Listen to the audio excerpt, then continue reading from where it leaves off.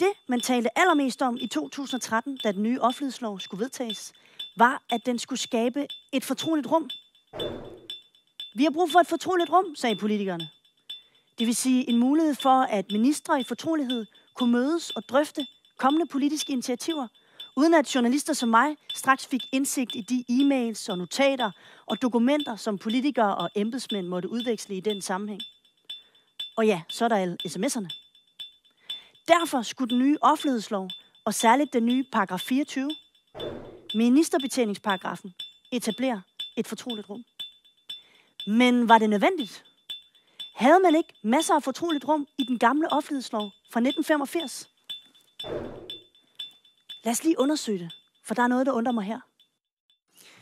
Faktisk gav den gamle offentlighedslov fra 85 allerede rig mulighed for politisk idéudvikling på tværs af statslige myndigheder i fuld fortrolighed. Det skyldes, at ingen kunne få aktindsigt i dokumenter til et nyt politisk initiativ, før det endelige lovforslag var blevet fremsat i Folketinget. Der var heller ingen, der kunne få aktindsigt i de dokumenter, som et ministerium havde udvekslet med andre ministerier i forbindelse med forberedelsen af et lovforslag. Det står i loven. Og der var heller ingen, der kunne få aktindsigt i de dokumenter, som ministre og topembedsmænd udvekslede med hinanden. Ligesom der ikke var nogen, der kunne få aktindsigt i de dokumenter, som embedsmændene udvekslede med hinanden inden for det enkelte ministerium. Altså interne arbejdsdokumenter.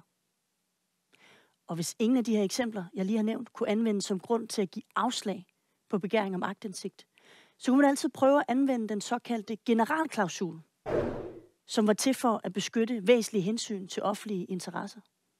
Det var en slags juridisk nødbremse. Så det jeg prøver at sige er, det fortrolige rum, som politikerne efterlyste i 2013, det eksisterede allerede i den gamle offentlighedslov fra 1985. Så hvorfor skulle vi have en ny offentlighedslov? Var det måske, fordi man ville øge åbenheden i den offentlige forvaltning? Ja, det var derfor. Man sagde, at på 26 punkter udvidede den nye offentlighedslov åbenheden i forvaltningen, mens loven kun på 5 punkter begrænsede åbenheden. 26 pluspoint og 5 minuspoint. Med lidt hurtig hovedregning må det give mest plus på åbenhedskontoen, ikke? Det skulle man i hvert fald tro. Men bortset fra nogle ganske få og relativt uvæsentlige tilfælde, så viser det sig faktisk, at der ikke er nogen af de 26 punkter, der giver indsigt i dokumenter, som man ikke allerede kunne få indsigt i, ifølge den gamle offentlighedslov.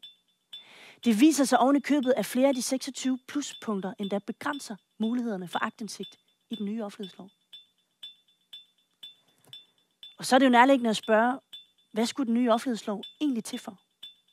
Hvis det, den skulle sikre, et fortroligt rum i den offentlige forvaltning allerede eksisterede i den gamle offentlighedslov.